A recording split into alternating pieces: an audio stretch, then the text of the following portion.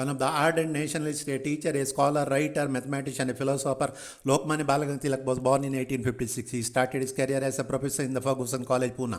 Tilak joined the Indian National Congress in 1889, but Tilak could not put up with the moderate, and he along with Bipin Chandra Pal, Lala Lajpat Rai, propagated the adoption of extremist methods and opened fight to secure what legitimately belonged to India. In 1907, he broke away with the Indian National Congress and organized Lathi clubs to inspire the Indian youth with the memories of the Indian heroes. In 1893, he started Ganpati Festival and 1895 Shivaji Festival. He published two weeklies, Kesari in Marathi and Maratha in English. Tilak produced the famous works Arctic Home of the Vedas and the Gita Rasya. Tilak protested against the great economic miseries of India 1897 partition of Bengal.